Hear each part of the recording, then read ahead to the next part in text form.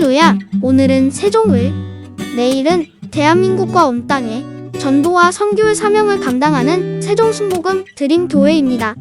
하나님의 사랑과 은혜가 치유와 응답이 있는 성령 충만한 교회입니다. 구독과 중보기도로 드림가족이 되어보세요.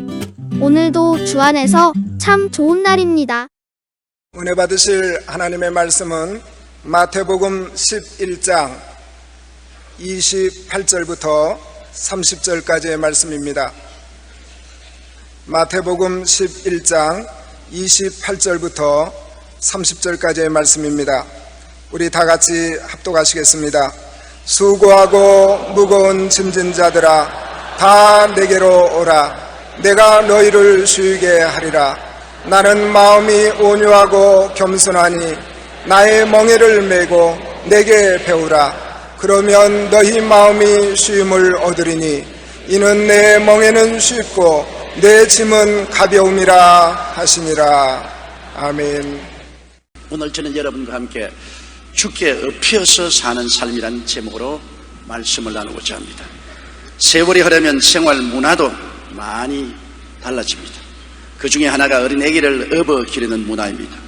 제가 어릴 때는 어린애기는 을의 어머니 등에 엎혀서 생활하고 자랐습니다.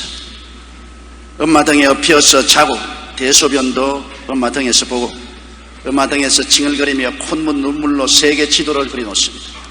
어린 아기를 기르는 엄마 등은 언제나 세계 지도가 그려져 있습니다. 어린 아이의 콧물 눈물이 얼룩져 있었습니다. 그래서인지 엄마와 자녀들 간의 사랑과 친밀함이 그때는 뛰어났습니다. 오늘의 와씨는 대개 어린애를 유모차에 태워서 기릅니다. 그러므로 엄마 등에서 느끼는 삶의 체온을 느낄 수가 없습니다. 성경에는 하나님께서는 하나님의 백성을 업고 기르신다고 말씀하고 계십니다. 놀라운 일입니다. 하나님께서 주의 백성들을 등에 업으시고 우리를 기르신다는 것입니다. 구약의 이스라엘 백성을 주님은 업고 구원하셨다고 성경은 말하고 있습니다. 출애굽기 19장 4절에 나의 애굽 사람에게 어떻게 행하였음과 내가 어떻게 독수리 날개로 너희를 업어 내게로 인도하였음을 너희가 보았나니라고 말한 것입니다. 이스라엘 백성의 힘으로는 도저히 애굽을 떠나 가나안 땅으로 올 능력이 없었습니다. 그러나 하나님이 이스라엘 백성을 업고 광야를 지나 적과 꿀이 흐른 땅으로 오셨다고 말한 것입니다.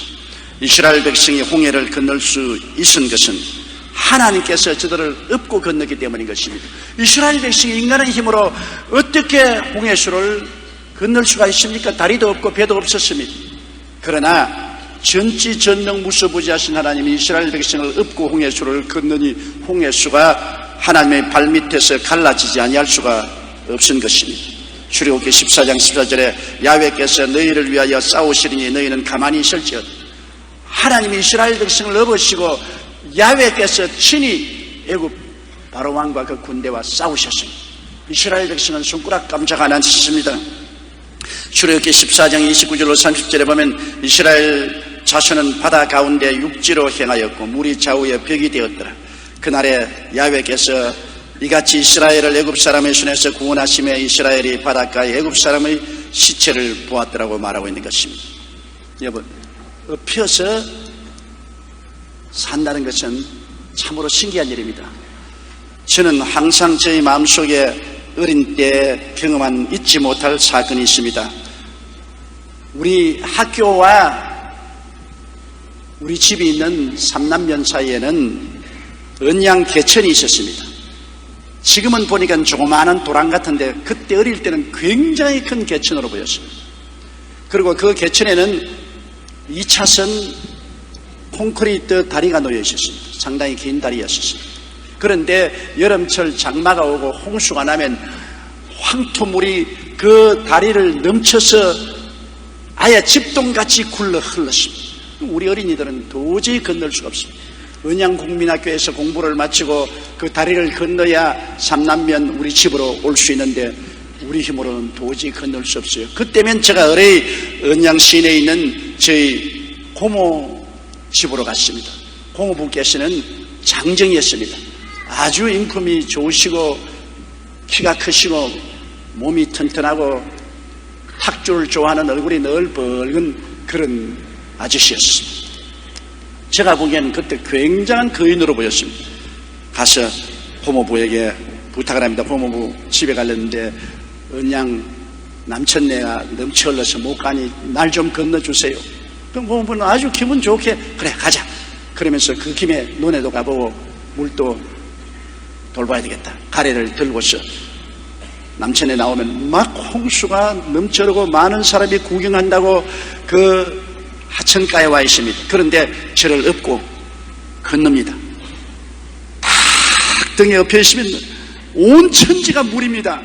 천둥치는 소리를 나고 물이 흘러가는데 발 한 번 삐끄덕하면 그냥 굴러서 죽습니다. 그럼에도 불구하고 그 고모부 등에 꽉 엎쳐 있으면 고모부가 천천히 한 발자국 두 발자국 물을 헤치고 한참 만에야 그 다리를 건너서 후유 숨을 내쉬고 저를 어깨에서 내려올 때 정말로 구원받은 그런 기분이었습니다. 항상 그것이 저희 마음속에 깊이 인상이 박혀 잊어지지가 않습니다. 이미 그 고모부는 오래 전에 세상을 떠나셨지만 그 기억은 저희 마음속에 사라지지 않습니다. 엎여서 내가 건너갈 수 없는 하천을 건넌다는 것입니다. 우리 인생도 우리 힘으로 건너지 못하는데 하나님이 업어서 건너주시는 것입니다. 이스라엘이 광야를 지날 때도 하나님이 업어서 이스라엘을 건너게 했습니다. 하나님께서 저들의 짐을 지시고 저들의 일을 행하신 것입니다. 신명기 32장 9절로 12절에 야훼의 분깃은 자기 백성이라 야곱은 그 택하신 기업이로다. 야훼께서 그를 황무지에서 짐승의 부러지는 광야에서 만나시고 호위하시며 보호하시며 자기 눈동자같이 지키셨도다. 마치 독수리가 그 보금자리를 어지럽게 하며 그 새끼 위에 너풀거리며 그 날개를 펴서 새끼를 받으며 그 날개 위에 그것을 엎는 것 같이 야훼께서 홀로 그들을 인도하셨고 함께한 다른 신이 없었다.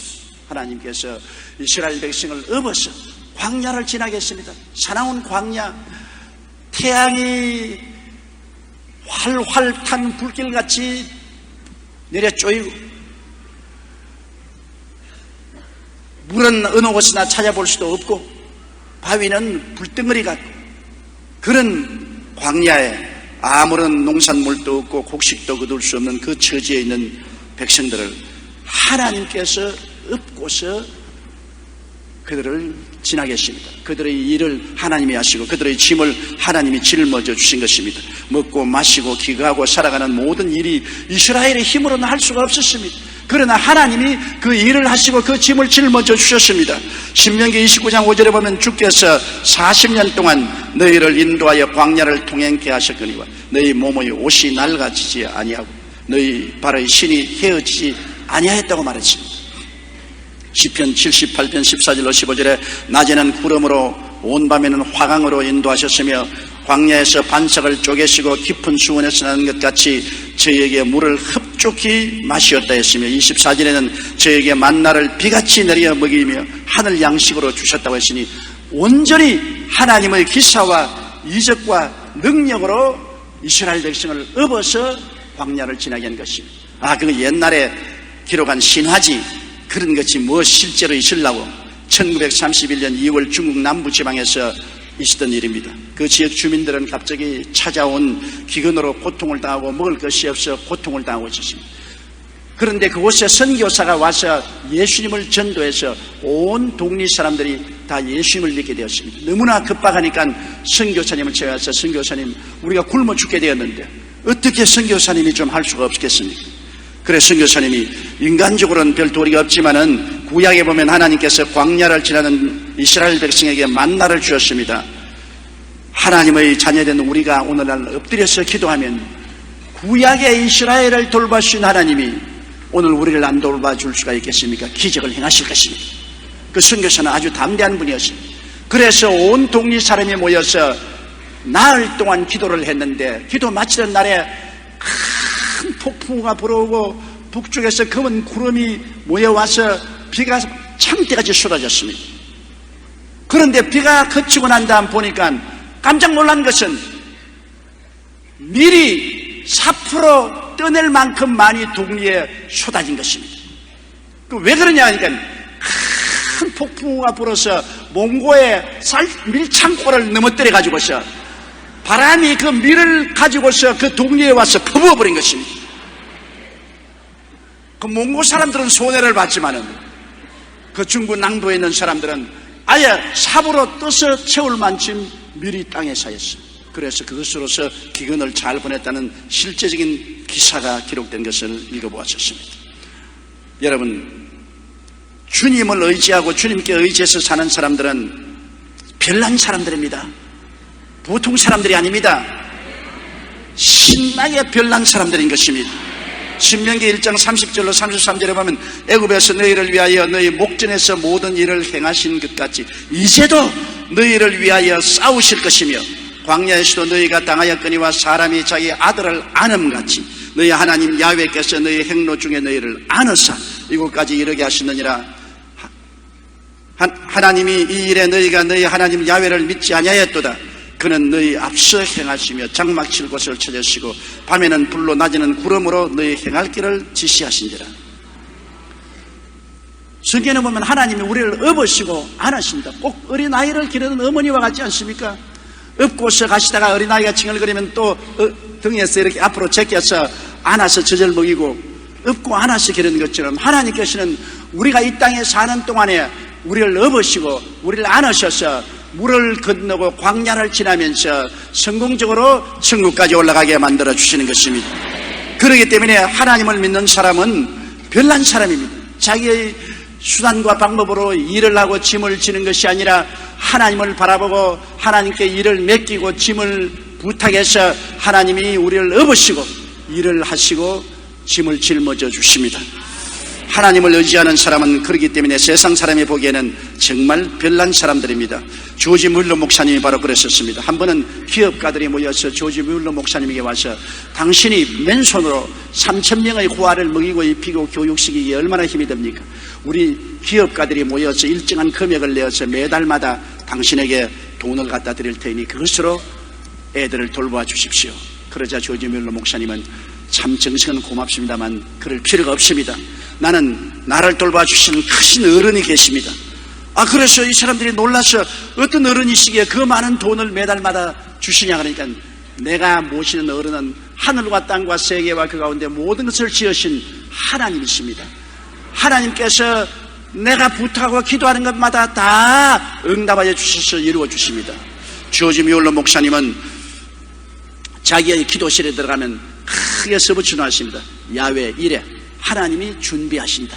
그리고 그 하나님 앞에 무릎을 꿇어 기도함으로 말미암아 한평생 동안 5만 번 기도 응답을 받았고 3,000명의 고아들을 먹이고 입히고 교육시킨 사람입니다. 그는 다른 사람에게 후원을 요청하거나 아쉬운 소리를 한 적이 한 번도 없었습니다.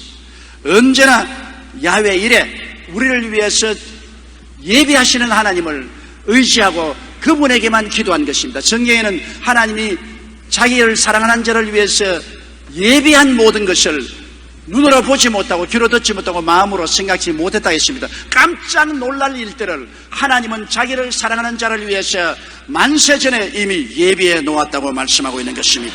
그러므로 우리가 하나님께 의지하면 하나님께서 어제나 오늘이나 영원토록 동일하게 우리를 업고 우리의 일을 하시고 우리의 짐을 져주시는 것입니다.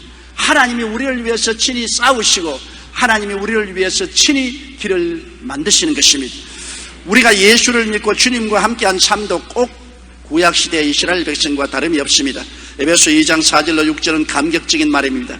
긍휼에 풍성하신 하나님이 우리를 사랑하신 그 큰 사랑을 인하여 허물로 죽은 우리를 그리스도와 함께 살리셨고 너희가 은혜로 구원을 얻은 것이요 또 함께 일으키사 그리스도 예수 안에서 함께 하늘에 앉으시다. 우리는 태어날 때 홀로 태어나고 그리고 결혼하기 전까지는 홀로 삽니다만 결혼을 하게 되면 남편과 아내가 함께 사는 것입니다. 좋아도 함께 좋아하고 슬퍼도 함께 슬퍼하고 괴로워도 함께 괴로워하고 짐을 함께 집니다. 부부는 함께 살게 되어 있는 것입니다. 분리되면 안 됩니다. 모든 일에 함께 해야 되는 것입니다. 우리가 예수 믿는다는 것은 꼭 부부와 같습니다. 예수께서 우리의 신랑이 되시고 우리가 신부가 되어서 그리스도와 그때부터 우리는 함께 사는 것입니다. 우리 예수 믿는 것은 주님은 하늘에 계시고 우리는 땅에 있는 것이 아닙니다. 예수 그리스도께서 우리와 함께 24시간 늘 같이 있는 것입니다. 지금도 이 자리에 주님께서 함께 계신 것입니다. 주님께서 함께 계시지 않다면 여러분이 조용히 기도하는 건 헛된 소리입니다. 하늘에 계셔서 조용히 기도하는 소리를 어떻게 들으십니까? 여러분이 찬송을 해도 주님이 어떻게 그 찬송을 하늘에서 들을 수 있겠습니까? 현재 이 자리에 시간과 공간을 초월해서 함께 계시기 때문에 우리의 조용한 기도도 들으시고 우리의 생각도 살펴보시고 우리의 찬양을 받아주시는 것입니다. 그러면 우리가 함께 살면 어떻게 됩니까? 짐을 질 수 있는 능력이 있는 자와 짐을 질 능력이 없는 자가 함께 살면 짐을 질 수 있는 능력이 있는 자가 짐을 질 수 있는 능력 없는 자를 데리고 살아야 되기 때문에 능력 없는 사람은 능력 있는 사람에게 엎혀서 사는 것입니다. 무능력자가 능력 있는 자에게 엎혀서 살 수밖에 없어요. 여러분, 가정에도 부모님이 나이가 많으시면 이제 생활 능력이 없지 않습니까? 그러면 자녀에게 엎혀 살아야지. 별 도리가 없지 않습니까? 생활 능력이 없습니다. 돈 벌 능력이 없어요. 그러나 자녀들은 젊으니까 돈 벌 능력이 있으면 부모님이 자녀에게 엎혀 살아야 마땅한. 요 사이는 그러지 아니하고 자녀들이 부모를 팽개쳐버리는 일이 많습니다. 이제 어려운 노년에 이르면 국가에 엎혀서 살려고 하는데 국가에서 사회 보장제도가 잘 돼 있지 아니하면 노후가 굉장히 어려워지는 것입니다. 무능력자는 능력 있는 자에게 엎혀서 살아야 되는데 우리 예수 믿는 사람은 주님이 우리 신랑 되시고 우리와 함께 있는데 우리는 무능력하지만 예수님은 절대 능력을 가지고 있으니 우리가 누구에게 엎혀 살아야 됩니까? 예수님께 엎혀서 살아야 되는 것입니다. 성경은 그렇게 말하고 있습니다. 시편 55편 22절에 내 짐을 야훼께 맡겨버리라. 너를 붙드시고 의인의 요동함을 영영히 허락지 아니하시려. 엎혀서 우리가 살기를 원할지라도 주님이 원치 않으면 안 되는데 주님이 자원해서 짐을 맡기라고 우리에게 말씀하고 계신 것입니다. 잠언서 16장 3절에 너희 행사를 야훼께 맡기라. 그리하면 너희 경영하는 것이 이루리라 하셨습니다. 여러분, 일을 할 수 있는 자와 일을 할 수 없는 자가 함께 살 때는 일을 할 수 있는 자가 할 수 없는 자의 짐을 짊어지는 것입니다. 몸이 신체 장애가 되어서 아무 일도 못합니다. 그러나 신체가 건장한 사람은 어떻게 합니까? 집안일을 다 맡아서 해야 되죠. 그래서 일을 할 수 없는 사람은 일을 할 수 있는 자에게 의지해서 살지 않습니까? 요사이 가끔 텔레비 대화에 나오는 것 보니까 남편이 전신마비로서 몸을 움직이지 못하는데 몸이 건장한 아내를 얻어서 그 건장한 아내가 모든 것을 다 하는 것입니다. 낯을 씻겨주고 목욕을 시켜주고 머리를 감아주고 옷을 입혀주고 화장실까지 데려다 앉혀주고 생활 전체를 돌보아주는 것입니다. 일을 할 수 없으니까 할 수 있는 자에게 의지해서 엎혀서 사는 것입니다. 여러분, 우리 하나님은 여러분과 나를 위해서 일을 하기를 원하시는 것입니다. 우리는 일할 능력이 없기 때문에 일을 할 수 있는 능력이 있는 주께 엎혀서 살아야 됩니다. 예레미야 33장 2절에 일을 행하는 야훼, 그것을 지어 성취하는 야훼, 그 이름을 야훼라 하는 자가 이같이 노라. 너희는 내게 부르짖어라. 내가 내게 응답하겠고 내가 알지 못하는 크고 비밀한 일을 보여주겠다고 말씀한 것입니다. 우리 하나님은 우리에게 엎드려서 기도만 하면 우리의 일을 맡아주겠다고 말씀한 것입니다. 시편 37편 5절에도 내 길을 야훼께 맡기라. 저를 의지하면 저가 이루어 주시겠다고 말씀하고 있는 것입니다. 베드로전서 5장 7절에도 너희 염려를 다 주께 맡겨버리라. 이는 제가 너희를 권고하심이라고 말씀하고 있는 것입니다. 우리가 상상할 수 없을 만큼 주님께서는 우리의 짐을 짊어지시고 우리의 일을 하시기를 원하시는 것입니다. 우리는 주님께 엎혀서 사는 것이 정상적인 신앙생활인 것입니다. 어릴 때 어린 아이를 어떻게 합니까? 일어나면 자 어부바 어부바 그러면 응응응이 와서 엄마에게 덜썩 엎이잖아요. 엄마가 어린아이를 얻고 끈 묶고 그 다음에는 부엌에 일하러 가고 밭에 일하러 가는 것입니다. 주님께서도 오늘날 우리를 보시고 매일같이 어부바 어부바 우리는 기도하고 믿음으로 주님께 모든 것을 맡기는 것입니다. 주여 짐도 주님께 맡기고 일도 주님께 맡기고 주님께 엎혀서 인생을 삽니다.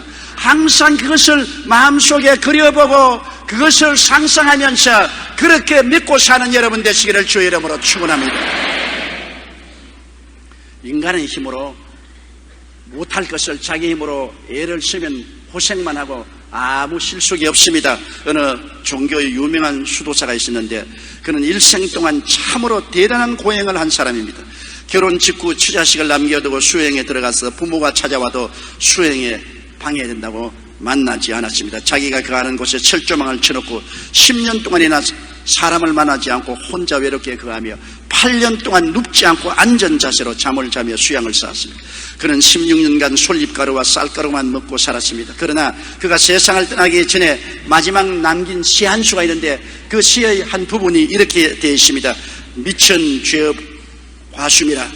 즉 하늘에 가득 찬 죄업이 수미산보다 높구나. 평생을 그렇게 뼈가 으스러지도록 피가 마르도록 살이 찢어지도록 고행을 하고 시도를 했건만 그가 마지막 죽는 순간에 느낀 것은 미천 죄업 과수미라는 이것밖에 없었습니다. 즉 내 죄가 하늘에 가득 찬 수미산보다 높구나 탄식했습니다. 왜? 사람의 힘으로 아무리 고행을 하고 몸부림을 쳐도 죄악을 청산할 수가 없다는 것입니다. 죄의 빚은 사람의 힘으로 갚을 수 없는 것은 죄의 값은 사망이기 때문에 갚으려면 죽어야 되는데 죽어버리면 아무것도 못하지 않습니까? 인간은 결코 죄의 빚을 갚을 수 없습니다. 그러나 주님께서 오셔서 우리의 죄짐을 대신 짊어져 주신 것입니다.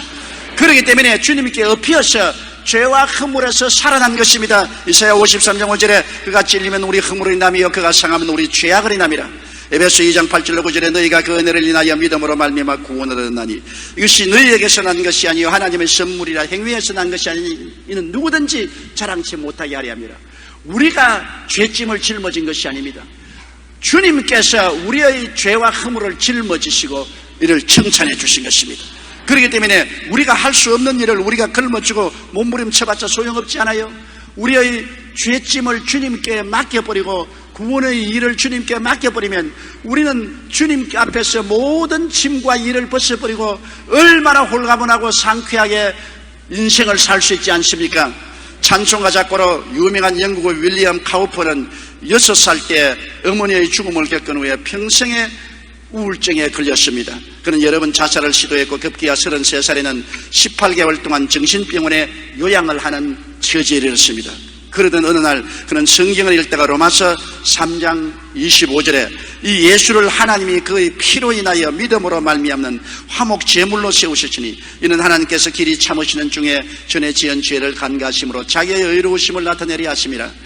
이 말씀을 읽자 마음속에 굉장한 감동이 왔습니다. 항상 그런 죄책에 짓눌려서 나는 죄인이기 때문에 영원히 버림받고 죽을 수밖에 없다고 고통을 당했는데 이 말씀이 태양빛같이 비치면서 그의 마음속에 그리스도의 보혈의 능력으로 말미암아 죄와 허물이 다 사라져버리고 맑은 하늘같이 마음이 밝고 맑고 환해지며 광명한 빛이 비치는 체험을 하게 된 것입니다.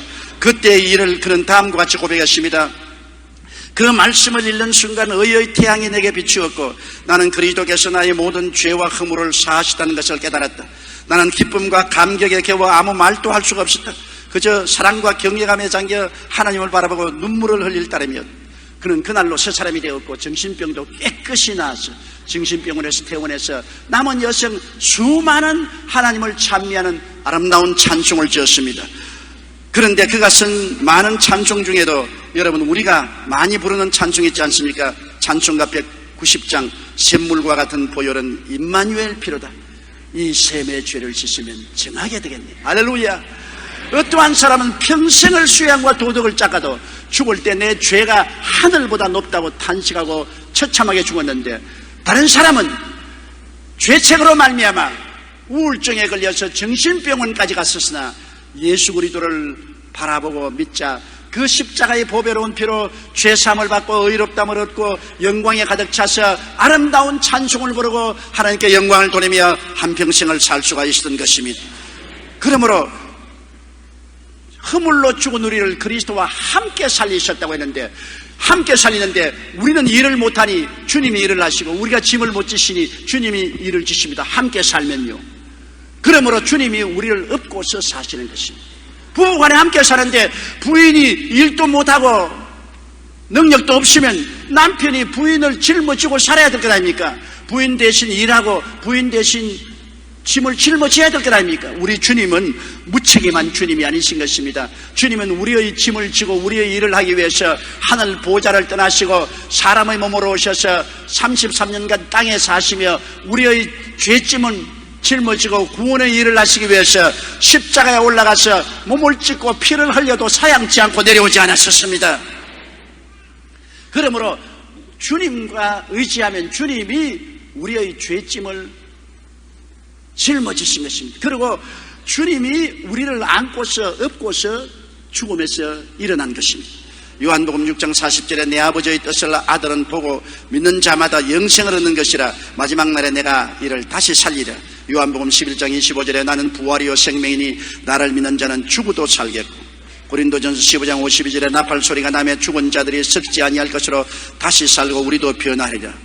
어떻게 우리가 다시 살 수 있습니까? 우리 힘으로 사망을 철폐하고 어떻게 일어날 수 있습니까? 우리는 주님께 붙어서 일어나는 것입니다. 우리는 힘이 없잖아요. 사망과 음부는 주님께서만 이길 수 있습니다.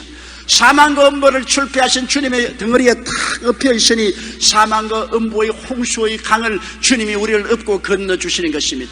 그러므로 우리는 주님께 엎여서 공짜로 은혜로 사망의 강 음부를 건너서 천국 영생의 세계로 들어갈 수 있는 것입니다. 성경에는 하늘에 앉히는 것도 그리스도 안에서 함께 하늘에 앉혔다고 말했습니다. 허물로 죽은 우리를 그리스도와 함께 살리시고 또 함께 일으키사 그리스도 예수 안에서 함께 하늘에 앉히시니, 그러므로 죽으나 사나 끝까지 주님과 함께 있어야만 되는 것입니다.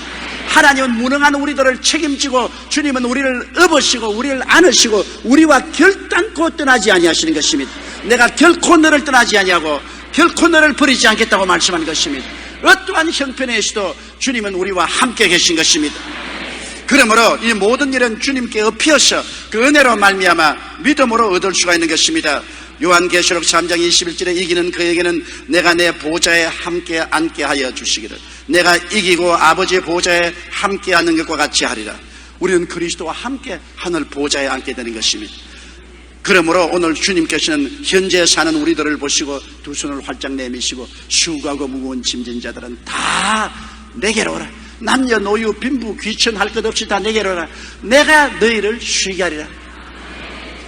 천지와 만물을 지으신 주님이 쉬게 하겠다고 하니 우리가 믿을 수 있는 것은 주님이 실력이 있고 능력이 있습니다. 아무 실력도 능력도 없는 사람이 내가 너를 쉬게 하려면 우리가 비웃을 수밖에 없지만은 주님은 죽은 자를 살리시고 없는 것을 있게 하시는 하나님이요, 하늘과 땅을 지으신 하나님이 우리를 향해서 손을 내미시고 나의 멍에를 메고 내게 와서 배우라. 너희 마음이 쉼을 얻을 것이라고 초청할 때 우리는 주의 말씀을 믿고 따라갈 수가 있는 것입니다. 코카콜라의 창업주인 아더 캔들러는 원래 알코올 중독자였습니다. 항상 술에 취하여 곤두레 만두레가 되었습니다. 그는 사람들 앞에서 술을 끊겠다고 몇 번이나 큰 소리 쳐도 결코 술을 끊지 못했었습니다. 그러던 어느 날 그가 연애처럼 술에 취해서 귀가하는데 갑자기 벼락 같은 음성이 들려왔습니다. 죄의 본능을 이겨야 성공할 수 있느니라. 깜짝 놀랐습니다. 캔들은 집에 돌아와서 아내에게 그 이야기를 하니까 바로 그 시간이 그 부인이 하나님께 꿇어엎드려서 주님, 우리 남편이 술 중독에서 고침을 받게 하여 주시옵소서 눈물로 그날 또 기도하는 그 시간에 하나님이 그 말씀을 하셨습니다. 하나님의 그 음성을 듣고 아더 캔들러는 크게 깨닫고 하나님, 내 힘으로 내 수단과 방법으로는 이 술 중독에서 헤어날 수가 없습니다. 이제 내게 말씀하신 하나님이여, 주님께 모든 것을 맡깁니다. 내 삶 전체 나의 술 중독을 주님께 맡기니 내 짐을 져주시고 나의 일을 해 주시옵소서. 나를 해방시켜 주시옵소서. 그렇게 그날 저녁에 부인과 함께 기도했는데 희한하게 그 이튿날부터 술 맛이 딱 떨어졌어요. 술을 보고도 싶지 않아요. 완전히 알코올 중독에서 해방되었습니다. 너무나 기뻐서 하나님을 섬기며 주님께 11조를 드리고 열심히 기도하고 일한 결과에 그는 코카콜라라는 세계적인 굴지의 기업을 일으킨 것입니다. 아더 캔들러가 능력의 하나님을 의지하자 자신의 힘으로는 도저히 끊을 수 없던 술을 끊었을 뿐 아니라 하나님께서 그를 위해서 일해 주심으로 그 인생에 크게 성공했다는 그의 간증을 읽어본 적이 있는 것입니다. 주님께서는 우리의 짐을 지시고 우리의 일을 행하시겠다고 우리를 초청하고 있는데 이 주의 초청을 우리가 거부할 수가 있겠습니까? 왜 짊어지지도 못한 짐 짊어지고 하지도 못할 일을 가지고 낑낑대고 있습니까? 주님께서는 내게로 오라고 초청하시는데요. 이사야 41장 10절에 두려워 말라, 내가 너와 함께함이라. 놀라지 말라, 나는 내 하나님이 됨이니라. 내가 너를 굳세게 하리라. 참으로 너를 도와주리라. 참으로 나라의 의로운 오른손으로 너를 붙들어 주리라고 말씀하는데, 이런 하나님이 오라고 하시는데 우리가 뒷걸음을 치고 주님을 거역하겠습니까? 예레미야가 탄식하기를 내 백성이 두 가지 악을 행하여 싸우니 그 첫째가 생수의 그런 데는 하나님을 버린 것과, 둘째 스스로 연못 운물을 팠는데 물을 저장하지 못할 터진 운물이라고 말하는 것입니다. 하나님을 제껴놓고 자기 스스로 아무리 일을 한들 터진 운물에 물 채울 수 있습니까? 야훼께서 집을 세우지 아니하시면 세우는 자의 수고가 헛됩니다. 야훼께서 성을 지키지 아니하시면 파수꾼의 경성함이 헛사가 되는 것입니다. 내용이 없는 일을 왜 합니까? 하나님께서 친히 우리를 향해서 수고하고 무거운 짐진 자들은 다 내게로 오라고 하는데 기쁘게 우리가 주님 앞에 뛰어나가야 될 것입니다. 우리는 주님께 엎여서 살기 위해서는 해야 될 일이 있습니다. 나도 어릴 때 우리 동생들을 많이 업어봤는데 어떤 때는 엎여 하면 덥석 엎이는 거면 내가 쉴 게 없는데 막 버티고 안 엎겠다 하고 발부듬을 치고 강제로 업어놓으면 발로 서가지고 뒤로 자빠지고, 그러면 업을 도리가 없어요. 아무리 업어주려고 해도 뒤로 자빠지는 놈을 어떻게 업습니까? 함께 거꾸러지는 것입니다. 주님께 엎이는 것도 주님이 업자고 어부바 할 때 덥석 엎여야지, 그냥 발부듬을 치고 뒤로 자빠지고 옆으로 비틀거리고 하면 주님이 업어주시려도 업어주실 수가 없는 것입니다. 절대 복종하여 엎여야만 되는 것입니다. 빌립보서 2장 5절과 8절에 너희 안에 이 마음을 품으라 곧 그리스도 예수의 마음이니 사람의 모양으로 나타나셨으며 자기를 낮추시고 죽기까지 복종하였으니 곧 십자가에 죽으심이라.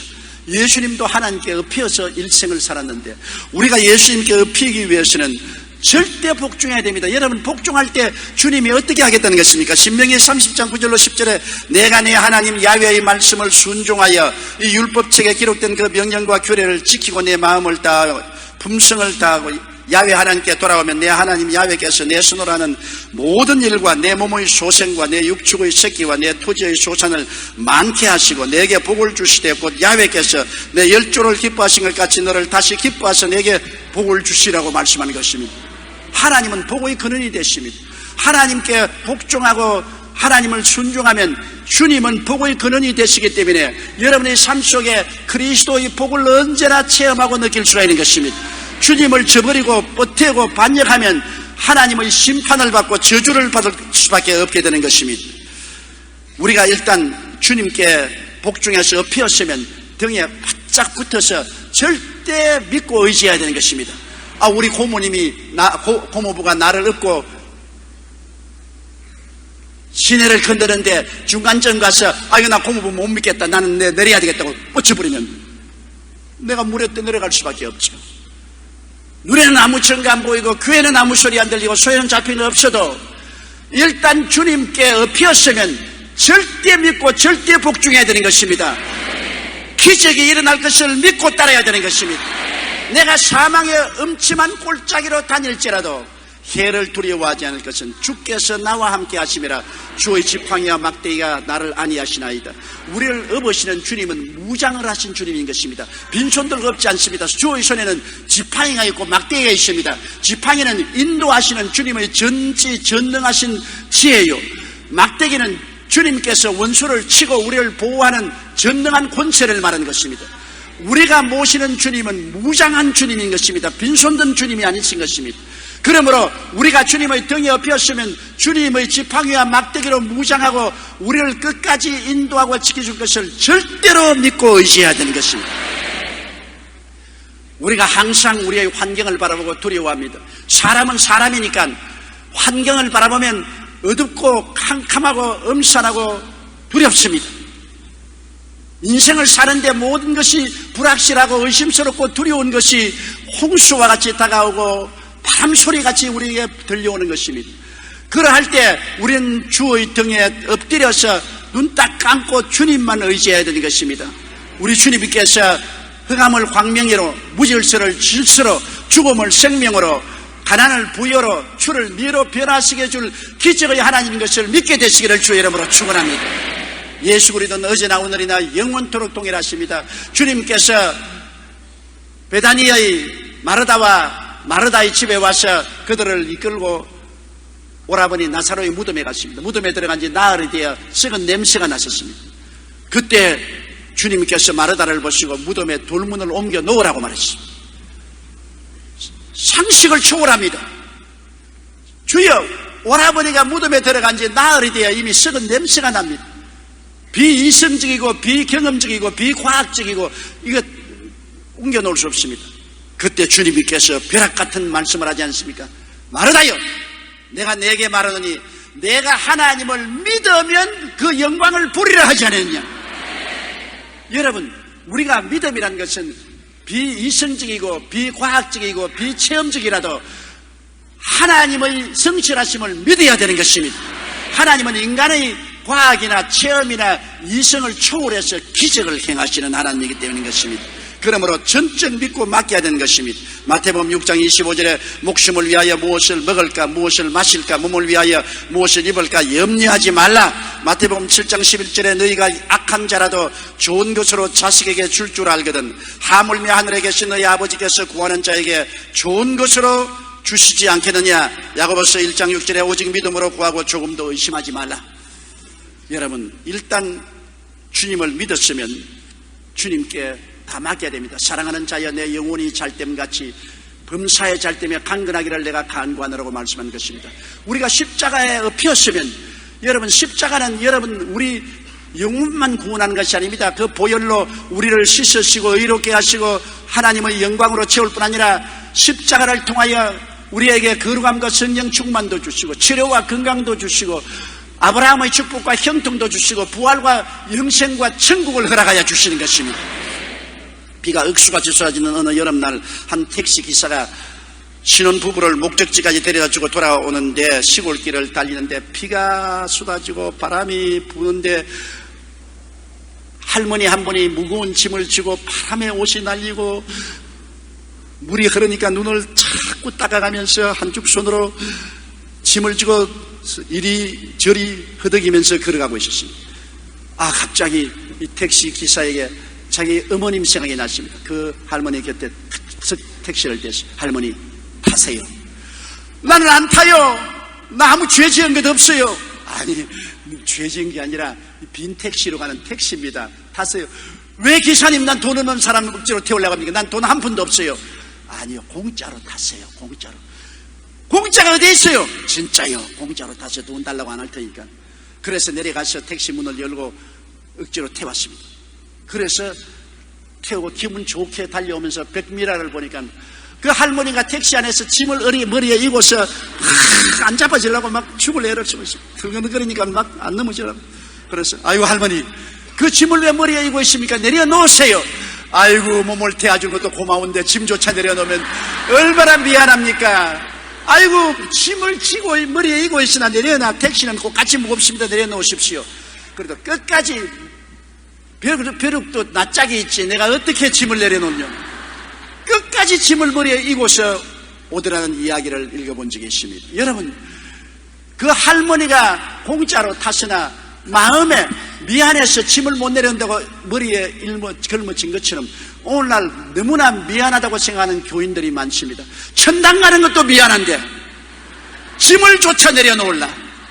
주님께서는 병의 짐도 내려놓아라, 저주도 내려놓아라, 가난도 내려놓아라, 죽음도 내려놓아라. 아이고 주님이여, 영혼을 구원해 준 것마다 고마운데 짐을 내려놓으면 체면이 어떻게 됩니까? 미안해서 못 내려놓겠습니다. 주님께서 이 사람아, 십자가를 탔으면 나는 이미 너를 위해서 다 짊어졌다. 죄짐도 질병도 저주도 절망도 죽음도 내가 다 이미 걸머졌는데 왜 나를 믿으면 전적으로 다 믿지 반점만 믿느냐. 여러분, 3대 재앙으로 아담과 하와가 우리에게 유산을 물려주었습니다. 죄로 말미암은 영혼의 죽음의 재앙, 저주로 말미암아 가난과 고통의 재앙, 그리고 육체적인 질병과 죽음의 재앙을 남겨놓았는데 예수님은 십자가에서 몸짓고 피 흘려 죄를 용서와 의로 저주를 아브라함의 축복과 형통으로 죽음을 치료와 건강과 영원 부활로 삼중 축복을 허락해 주신 것입니다. 우리에게 전인 구원을 주신 것입니다. 예수 그리스도의 십자가의 택시를 탔으면 오늘 여러분의 머리에서 죄짐도 세상짐도 병짐도 저주의 짐도 사망과 음보의 무거운 짐도 다 내려놓고 기쁘고 즐겁게 가시기를 주의 이름으로 축원합니다.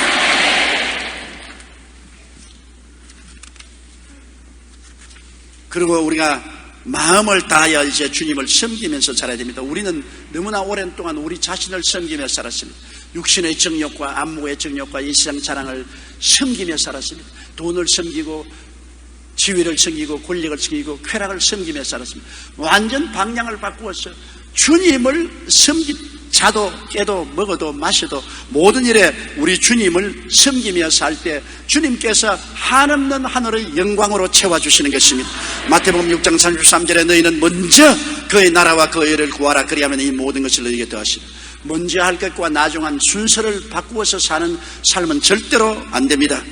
마태복음 22장 37절에 예수께서 가라사대 내 마음을 다하고 목숨을 다하고 뜻을 다하여 주 너희 하나님을 사랑하라 하셨느니라. 마지막 이야기 하나 더 하고 설교를 마치겠어요. 1916년 보스턴의 한 가난한 집에서 태어난 소년이 있었습니다. 그는 어려운 집안 형편 때문에 교육도 제대로 받을 수가 없었습니다. 그러나 소년은 작은 돈을 벌어 꼬박꼬박 11조를 꼭 드리고 주님을 섬기기로 결심했습니다. 어릴 때부터 절대로 성수주의라고 11조 드리고 하나님을 먼저 섬기고 살겠다고 이 소년은 결심했습니다. 자기는 가난하고 공부도 못했지만은 주님만은 섬기고 살겠다고 하고 했습니다. 그러자 하나님께서 그에게 능력을 부어주셔서 10대에 이미 사업가로서의 자질을 보이기 시작했습니다. 여름에는 얼음을 팔고 공장이나 건설 현장 노동자에게 커피와 샌드위치를 팔아 제법 돈을 모으게 된 그는 30세 모빌 런치 서비스라는 회사를 세워서 점심을 안 사오는 사람들에게 점심을 배달해주는 그런 회사를 설립했습니다. 그리고 난 다음에 던킨 도너츠라는 세계적인 도너츠 상표를 개발했습니다. 그가 바로 던킨 도너츠 창업주인 로젠버그입니다. 우리 한국에도 던킨 도너츠 상점이 있지 않습니까? 던킨 도너츠는 지금 각국에 퍼져 미국에도 1700개의 지점이 있고 세계의 100여 개 나라에 지점을 두고 있습니다. 그는 72세를 맞이하는 생일 축하 자리에 이렇게 말했습니다. 저는 가난하고 못 배웠어요. 초등학교도 못 나온 데다가 그리 좋지 않은 환경에서 자라났습니다. 그러나 하나님께서 늘 제 짐을 맡아주셨습니다. 제가 성공한 것은 제가 잘나서 된 것이 아닙니다. 저는 하나님을 전적으로 믿고 의지하며 하나님 섬기는 것을 저희 삶의 목표로 삼았더니 하나님이 나에게 이렇게 큰 복을 주셨습니다. 하나님은 좋은 하나님이십니다. 하나님은 우리에게 화 대신에 복을 주기를 원하시는 것입니다. 불안 대신에 평안을 주시기를 원하는 것입니다. 패배 대신에 승리를 주시기를 원하시는 것입니다. 사랑하는 자여, 내 영혼이 잘됨같이 내가 범사에 잘되며 강건하기를 내가 강구한다고 말하셨습니다. 예수님께서 친히 말씀하시기를 도적이 오는 것이 도적질하고 죽이고 멸망시키는 것뿐이요 인자가 온 것은 양으로 생명을 얻게 하되 더 풍성히 얻게 하려 왔다고 말한 것입니다. 좋은 목자는 양을 위하여 목숨을 버린다고 했는데 예수님은 우리 위해서 목숨을 버리기까지 사랑하셔서 지금 우리와 함께 계시는 것입니다. 우리는 별난 사람들입니다. 눈에 보이지 않는 하나님을 모시고 살며 인간을 의지하지 않고 하나님을 의지하여 의식주 생활을 하며 모든 생활을 하나님을 기쁘시게 하려고 노력하며 살고 결국 궁극적으로 하나님께 계시는 천국에 갈 것을 바라고 주님께 엎여서 사는 별난 사람인 것입니다. 다른 사람들은 다 자기 스스로 살고 있습니다. 그러나 우리는 아침부터 저녁까지 주님께 엎여서 삽니다. 지금도 주님은 여러분에게 등을 내놓고 말합니다. 사랑하는 아들딸아, 어부바, 어부바. 절대 복종하고 절대 믿고 의지하며 섬기면서 주님께서 엎여서 일생을 사는 여러분 되시기를 주의 이름으로 축원합니다. 우리 다 같이 고개 숙여 기도드리겠습니다. 전능하시고 거룩하신 아버지 하나님, 힘이 없고 연약한 우리, 무능한 우리를 업어서 주님께서 강을 건너고 광야를 지나며 원수를 해치고 승리의 삶을 살게 만들어 주심을 감사합니다. 너무나 많은 성도들이 주님께 엎여 살지 아니하고 자기 인간의 수단과 방법으로 살려고 하다가 많은 상처를 입고 고통 가운데 내등부러집니다. 오늘 이 시간에 주님이 등을 내미시고 두 손을 활짝 내밀고 내게 엎혀라고 하실 때 주님께 엎혀서 일을 주님께 맡기고 짐도 주님께 맡기고 은혜로 믿음으로 사는 우리들이 되게 도와주옵소서. 예수님 이름으로 기도드리옵나이다. 아멘.